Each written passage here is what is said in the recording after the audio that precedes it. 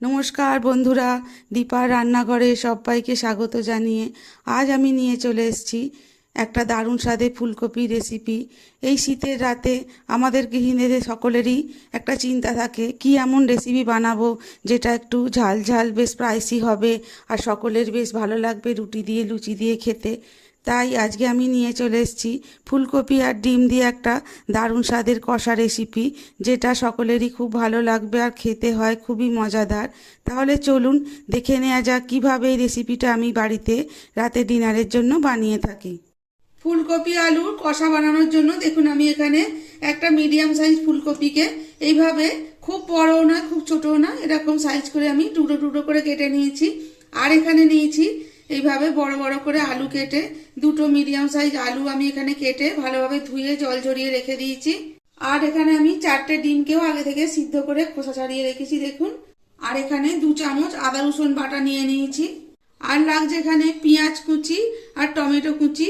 এখানে আমি দুটো ছোট সাইজের পেঁয়াজকে ছোট ছোট করে কুচিয়ে নিয়েছি আর একটা বড় সাইজের টমেটোকেও কুচিয়ে নিয়েছি। আর নিয়েছি কাঁচা লঙ্কা চিড়ে, 3টে কাঁচা লঙ্কা আমি এখানে চিড়ে রেখে দিয়েছি, এটা রান্নায় লাগবে।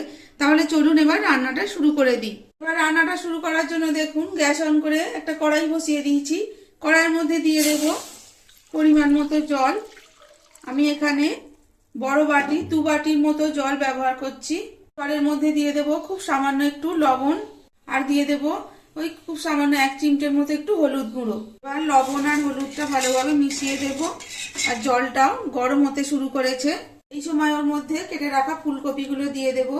এইভাবে একটু হলুদ আর লবণ জলে ফুলকপিটা যদি সিদ্ধ করে নেওয়া হয় তাহলে এতে একটু যদি পোকামাকড় থাকে কপির মধ্যে সেগুলো বেরিয়ে যায়।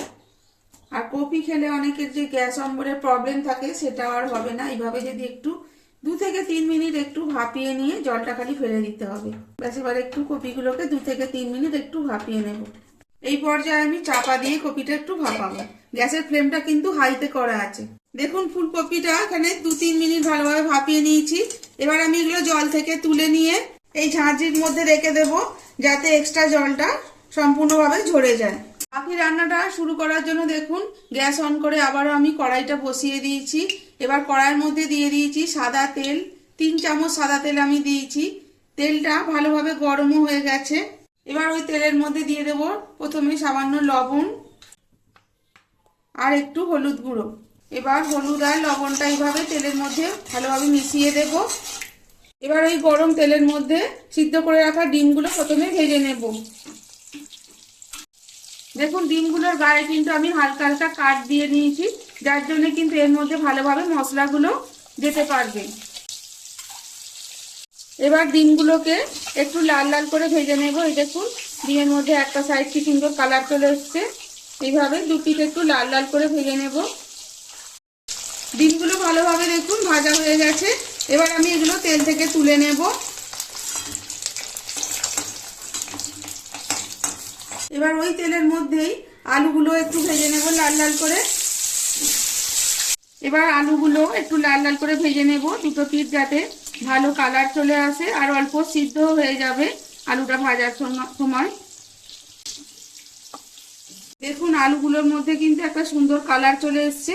এবার আমি আলুগুলো তেল থেকে তুলে নিয়ে এক সাইডে রেখে দেব। এবার এর মধ্যে দিয়ে দেব আগে থেকে ভাপিয়ে নেওয়া ফুলকপিগুলোকেও কিন্তু হাই ফ্লেমে একটু ভেজে নেব। এইভাবে ফুলকপিগুলো একটু সুন্দর কালার আসা পর্যন্ত ভেজে নেব। এই ফুলকপির গায়ে যখন একটু লালচে লালচে কালার চলে আসবে। এইভাবে কিন্তু রেসিপিটা আপনারা বাড়িতে অবশ্যই একবার করে দেখবেন। এই ডিম ফুলকপির কষাটা এটা ভাতের সঙ্গেই বলুন বা রুটি পরোটা লুচি সব কিছুর সাথেই খাওয়া যায়। দেখুন ফুলকপিগুলো গায়ে কিন্তু সুন্দর একটা গোল্ডেন কালার চলে এসছে। এবার আমি ফুলকপিগুলো তেল থেকে তুলে নেব, নিয়ে এক সাইডে রেখে দেবো। এটা দেখুন কড়াইয়ের মধ্যে কপি ভেজেছি বলে কড়াইয়ে কিন্তু একটু দাগ ধরে গেছে। কপি ভাজলে সাধারণত কড়াতে এইভাবেই দাগ লেগে যায়। এবার ওই তেল যে ছিল কপি ভাজা তার মধ্যেই আমি কিছুটা তেল যোগ করে দিয়েছি। ওই তেলের মধ্যে ফোড়নের জন্য দিয়ে দেবো দেখুন একটা তেজপাতাকে 2 টুকরো করে আর একটা শুকনো লঙ্কা, আর দিয়ে দেবো 1 চামচ গোটা জিরে। এবার ফোড়নটা কয়েক সেকেন্ড একটু নাড়াচাড়া করে ভেজে নেব। এবার এর মধ্যে দিয়ে দেবো কুচিয়ে রাখা পেঁয়াজটা। প্রথমে পেঁয়াজটাকে একটু লাল লাল করে ভেজে নেব। এখন কিন্তু গ্যাসের ফ্লেমটা আমি লো টু মিডিয়ামে করে রেখেছি। পেঁয়াজটা লাল লাল করে ভেজে নিয়েছি। এবার এর মধ্যে দিয়ে দেবো আদা রসুনের পেস্টটা। এবার আদা রসুনের পেস্টটা পেঁয়াজের সাথে একটু ভালোভাবে নাড়াচাড়া করে একটু ভেজে নেব, যাতে আদা রসুনের কাঁচা গন্ধটা চলে যায়। এখানে সামান্য একটু জল যোগ করব, কারণ আমি এখন গুঁড়ো মশলাগুলো যোগ করব। না হলে কিন্তু জলটা না দেওয়ার ফলে, যদি জল না দিয়ে করি তাহলে কিন্তু মশলাটা পুড়ে যাওয়ার চান্স থাকে। এবার আমি এখানে দিয়ে দেবো প্রথমেই ধনে গুঁড়ো হাফ চা চামচ, গুঁড়ো হাফ চা চামচ, শুকনো লঙ্কার গুঁড়ো আমি এখানে দিয়ে দিলাম। আপনারা অবশ্যই আপনাদের স্বাদ অনুযায়ী দেবেন। আমি এখানে হাফ চা চামচের একটু বেশি দিয়েছি। আর দিয়ে দেবো হলুদ গুঁড়ো, আর দিয়ে দেবো লবণটা স্বাদ অনুযায়ী। এবার সব কিছু মশলা ভালোভাবে এইভাবে নাড়াচাড়া করে একটু কষিয়ে নেব। সময় আমি এর মধ্যে দিয়ে দেবো ভেজে রাখা আলুটা আর সামান্য একটু জল। এইভাবে অল্প অল্প জল দিয়ে কিন্তু আমি মশলাটা কষিয়ে নেব আলুর সাথে। এই দেখুন, এইভাবে এই শীতের দিনে যখন বাজারে টাটকা তাজা ফুলকপিটা পাওয়া যায়, তখন এইভাবে একবার বাড়িতে বানিয়ে আপনারাও দেখবেন, এর স্বাদ কিন্তু অসাধারণ হয়। এইভাবে দেখুন কষিয়ে নিচ্ছি। আর মশলা থেকে কিন্তু দেখুন তেল ছাড়তে শুরু করে দিয়েছে। দিয়ে দেবো কুচিয়ে রাখা টমেটোগুলো।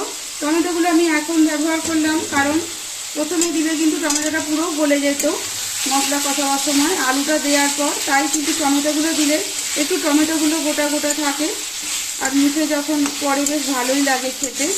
এবার টমেটোটা আলুর সাথে ভালোভাবে একটু কষিয়ে নেব। মশলার সাথে আলু কিন্তু ভালোভাবে কষিয়ে নিয়েছি, আর মশলা থেকে অলরেডি তেল ছাড়তে শুরু করে দিয়েছে। এবার আমি রান্নার মধ্যে দিয়ে দেবো পরিমাণ মতো জল। এটা যেহেতু আলু ডিমের ফুলকপির কষা, তাই এখানে বেশি আমি জল ব্যবহার করব না, খুব সামান্যই জল দিলাম, মানে আলুটা সিদ্ধ হওয়ার মতো। এবার গ্যাসের ফ্লেমটা লো টু মিডিয়ামে করে দিয়ে মধ্যে ডিমটাও যোগ করে দেব। এই সময় ডিমটা দিয়ে দিলাম যাতে ডিমের মধ্যে সমস্ত মশলা, মানে গ্রেভি সমস্ত মশলাগুলো ভালোভাবে যেতে পারে। এবার আমি ঢাকনা দিয়ে এটা হতে দেব 4 থেকে 5 মিনিট মতো। এবার ঢাকনাটা খুলে দেব। এবার প্রথমেই দেখে নেব আলুটা ঠিকঠাক সিদ্ধ হয়েছে কি। দেখুন আলুটা ভালোভাবেই সিদ্ধ হয়ে গেছে, আর কালারটা কত সুন্দর এসছে। এবার ভেজে রাখা ফুলকপিগুলো এতে যোগ করে দেব। এবার গ্যাসের ফ্লেমটা হাইতে করে দিয়ে ফুলকপিগুলো এর সাথে মিশিয়ে দেব। ফুলকপিটাও ভালোভাবে, মানে যেটুকু বাকি আছে সিদ্ধ হতে, সেটা সুসিদ্ধ হয়ে যাবে, আর জলটাও আরও তো কমে আসবে। এবার আমি ঢাকনা চাপা দিয়ে আরও 2 মিনিট এটা রান্না করে নেব, গ্যাসের ফ্লেমটা এখন লোতে করে দিয়ে। এবার ঢাকনাটা খুলে দেব। এর মধ্যে দিয়ে দেব কেটে রাখা এই যে কাঁচা লঙ্কাগুলো। এই সময় এই কাঁচা লঙ্কাটা দিলে কাঁচা লঙ্কার যে ফ্লেভারটা খুব দারুণ হয় রান্নার মধ্যে। দেখুন জলটা ভালোভাবেই শুকনো হয়ে এসছে, বেশ কষা কষা হয়ে গেছে। এবার আমি এর মধ্যে যোগ করে দেব শাহি গরম মশলার গুঁড়ো, এইভাবে ওপর দিয়ে ছড়িয়ে দেব। গরম মশলাটা সব কিছুর সাথে ভালোভাবে একটু নাড়াচাড়া করে দেব। এবার নামানোর আগে একটু ওপর থেকে ফ্রেশ ধনেপাতা কুচি ছড়িয়ে দেব। শীতের সিজনে তো সব রান্নাতেই একটু ধনেপাতা দিলে খেতে বেশ ভালোই লাগে। ব্যাস, আজকের রেসিপি আমাদের তৈরি হয়ে গেল পরিবেশনের জন্য আলু ফুলকপি দিয়ে ডিমের কষা। তাহলে কেমন লাগলো বন্ধুরা আজকে আমার এই রেসিপিটা যদি ভালো লেগে থাকে তাহলে ভিডিওটিকে অবশ্যই একটা লাইক করবেন, সকলের সাথে শেয়ার করবেন, আর কমেন্টের দ্বারা আমাকে জানাতে ভুলবেন না কেমন লাগলো। আর আমার চ্যানেলের এরকমই নিত্য নতুন রেসিপি সবার আগে পাওয়ার জন্য চ্যানেলটিকে প্লিজ সাবস্ক্রাইব করে রাখবেন, পাশে থাকা বেল আইকনটি প্রেস করে। তাহলে আজকের মতো এখানেই শেষ করছি। দেখা হবে পরের আবার কোনো নতুন রেসিপির সাথে। আর ততক্ষণ আপনারা অবশ্যই সুস্থ থাকবেন, সাবধানে থাকবেন। আর ভিডিওটা প্রথম থেকে শেষ পর্যন্ত দেখার জন্য সকলকে অনেক অনেক ধন্যবাদ।